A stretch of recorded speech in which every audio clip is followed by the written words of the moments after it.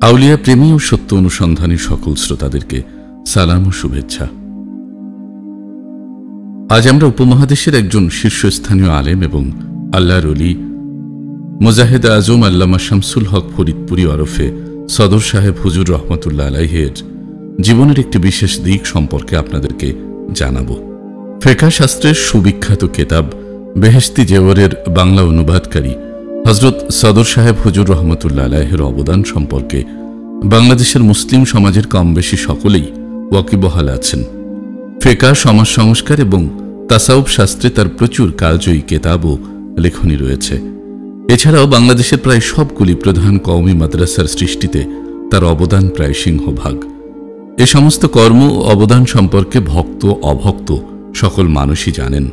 তবে তার আধ্যাত্মিক জীবনের এমন একটি গুরুত্বপূর্ণ দিক রয়েছে যেটি সম্পর্কে সাধারণ মানুষ তো দূরের কথা, বহু আলেমের মধ্যেও অনেকটা দ্বিধা দ্বন্দ্ব দেখতে পাওয়া যায়। এই বিষয়টিকে নিয়ে তার জীবনদশায় অত্যন্ত গোপন রাখার কারণে অনেক মানুষই এ বিষয় সম্পর্কে কিছু জানে না। আজ আমরা হযরত সদর সাহেব হুজুর রহমতুল্লাহ আলাইহির সকল অনুসন্ধিৎসু আশেকদের এই বিষয়টি সম্পর্কে কিছুটা গবেষণালব্ধ তথ্যাদি জানানোর চেষ্টা করব। মহান আল্লাহ পাক আমাদের সহায় হন। গোপালগঞ্জের টুঙ্গিপাড়ায় জন্ম নেওয়া এই কৃতি সন্তান ভারতের অন্যতম শ্রেষ্ঠ ইসলামিক শিক্ষা কেন্দ্র সাহারানপুর এবং পরবর্তীতে দেওবন্দ থেকে তার শিক্ষা জীবন সমাপ্ত করেন। জানা যায় যে চিরাচরিত নিয়মের ব্যতিক্রম ঘটিয়ে তার পীর হাকিমুল উম্মত হযরত আশরাফ আলী থানভী রহমতুল্লাহ আলাইহি তাকে ছাত্র অবস্থাতেই আধ্যাত্মিক সাধনার দীক্ষা বা মুরিদ করেন। হযরত থানভী রহমতুল্লাহ আলাইহি কখনোই কোনো এলেম শিক্ষাকারী ছাত্রকে মুরিদ করাতেন না যতদিন না তার শিক্ষা জীবন সমাপ্ত হয়। কিন্তু হযরত সদর সাহেব হুজুরের ক্ষেত্রে এই বিশেষ বিষয়টি ব্যতিক্রম ঘটে। এ থেকে এটুকু তো অত্যন্ত পরিষ্কারভাবে বোঝা যায় যে হযরত থানভীর কাছে তিনি একজন সাধারণ মুরিদ ছিলেন না, বরং ছিলেন বিশেষ তালিকার একজন। হযরত থানভী রহমতুল্লাহ আলাইহি তার জীবনদশাতেই নিজে এবং তার প্রধান খলিফাদের মাধ্যমে বহু মুরিদকে আধ্যাত্মিক খেলাপত বা পূর্ণতার স্বীকৃতি স্বরূপ অন্যকে মুরিদ করানোর অনুমতি দিয়েছেন। তবে হযরত শামসুল হক ফরিদপুরি অর্থাৎ সদর সাহেব হুজুরকে তিনি এই খেলাপত দিয়েছিলেন কিনা সেটার ব্যাপারে স্পষ্ট কোনো দলিলাদি পাওয়া যায় না। তবে কিছু ঘটনা এবং গুরুত্বপূর্ণ ব্যক্তিবর্গের সাক্ষাৎকার থেকে এ বিষয়ে একটি পরিষ্কার ধারণা উঠে আসে। হযরত সদর সাহেব হুজুরের উপর সর্বপ্রথম প্রামাণ্য জীবনী লেখেন তারই দীর্ঘদিনের সহচর হযরত মাওলানা আব্দুর রাজ্জাক সাহেব।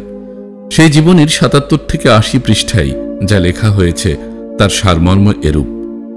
হযরত সদর সাহেব হুজুর নিজে বলেন, থানভীর দরবার ছিল পাওয়ার ও সংশোধনের দরবার। নিজেকে ছোট করার জন্যই কেবল ওই দরবারে আমি পড়ে থেকেছি। খেলাফতের চিন্তা কোনো দিনও হৃদয় স্থান দেই নাই। হযরত থানভী একবার তার অন্তিমকালে হযরত সদর সাহেবকে বুকে জড়িয়ে ধরে বলেন, তুই আমার সব কথা দুনিয়াকে জানিয়ে দিস। ভাব ও আক্ষরিক অর্থে এটিকে খেলাফতের ভাষা ধরা গেলেও হযরত সদর সাহেব পূর্ণ এখলাস এর নিয়তে এই কথাটিকেও কখনো খেলাপত হিসেবে ধরে নেননি বা কাউকে বলেননি। হযরত থানভীর খেলাপত প্রদানের আরেকটি বিশেষ নিয়ম ছিল, তিনি কখনো কখনো কোনো মুরিদকে তার কোনো এক পুরাতন খলিফার তত্ত্বাবধানে কিছুদিন রেখে দিতেন এবং পরবর্তীতে উক্ত খলিফার মাধ্যমেই সেই মুরিদকে খেলাফতের খবর জানাতেন।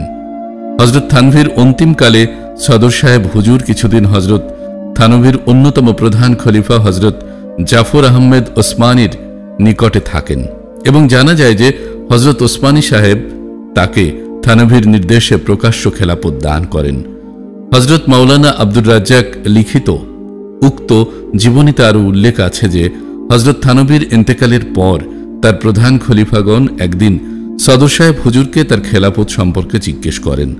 হযরত সদর সাহেব হুজুর তার স্বভাবসুলভ ভঙ্গিতে এ বিষয়ে অস্বীকার করে যান। তখন সকল খলিফাগণ একসাথে উক্ত বৈঠকে হুজুরকে খেলাফত দিয়ে দ্রুত কাজে নামার নির্দেশ দেন। হযরত শামসুল হক ফরিদপুরি সদর সাহেব হুজুরের উপর আরেকটি প্রামাণ্য জীবনী বই হল তার উপর নির্মিত জীবনী স্মারক। এই বইটিতেও এ সম্পর্কে আরও কিছু প্রামাণ্য দলিল উপস্থাপন করা হয়েছে। স্মারক গ্রন্থের ১৭৮ পৃষ্ঠায় সদর সাহেব হুজুরের প্রিয় ছাত্র এবং দীর্ঘ সান্নিধ্যপ্রাপ্ত আশেক মুফতি ফজলুল হক আমিনী সাহেব বলেন, সদর সাহেব হুজুর নিজে ইচ্ছে করেই হযরত থানভীরের কাছে তার কোনো হাল বর্ণনা করেননি, কারণ পীরগিরির লোভ তার কোনোদিনও ছিল না। যদি তিনি তা প্রকাশ করতেন তবে থানভীর বহু খলিফাদের আগেই তিনি প্রকাশ্য খেলাফত পেতেন। স্মারকগ্রন্থের 254 পৃষ্ঠায় হজরত গোলাম মুস্তফা সাহেব বলেন, হজরত জাফর আহমেদ ওসমানী সাহেব হজরত থানভীর নির্দেশে সদর সাহেব হুজুরকে হজরত থানভীর একটি পাগড়ি খেলাফতের নিদর্শন স্বরূপ দান করেন, কিন্তু এই পাগড়ির ব্যাপার প্রকাশ না করতে হজরত সদর সাহেব হুজুর নিজেই হজরত ওসমানীকে অনুরোধ করেন। তথাপিও পীরের নির্দেশ পালনার্থে সদর সাহেব হুজুর কিছু সংখ্যক মানুষকে মুরিদ ও খলিফা করেছিলেন।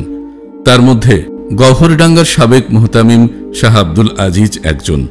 স্মারকগ্রন্থের 430 পৃষ্ঠায় মাওলানা আব্দুল মান্নান সাহেব বলেন, আমি গোপালগঞ্জের কাঠি গ্রামের মাওলানা নিজামউদ্দিন সাহেবের কাছে শুনেছি যে হজরত সদর সাহেব হুজুরের ইন্তেকালের পরে হজরত থানভীর অন্যতম প্রধান খলিফা হজরত জাফর আহমেদ ওসমানীকে অনেকে গিয়ে জিজ্ঞেস করল যে শোনা যায় হজরত সদর সাহেব নাকি হজরত থানভীর খলিফাদের মধ্যে ছিলেন না।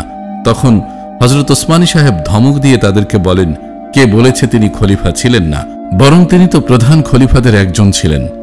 সুপ্রিয় দর্শক শ্রোতা, পরিশেষে এইটুকু বলা যায় যে উল্লেখিত তথ্যাদি থেকে এই বিষয়টি পরিষ্কার হয় যে প্রত্যক্ষ এবং পরোক্ষ উভয় প্রকার খেলাফত হাসিল করার পরেও হজরত শামসুল হক ফরিদপুরি নিজেকে নির্লোভ এবং প্রচারের আড়ালে রেখে কখনোই নিজেকে হজরত থানভীর খলিফাদের একজন হিসেবে প্রচার করতে চাননি।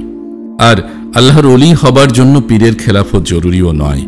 খেলাফত শুধুমাত্র পীর মুরিদের জন্য একটি অনুমতিনামা, যা হজরত সদর সাহেব হুজুর কখনোই ঢালাওভাবে করতে চাননি।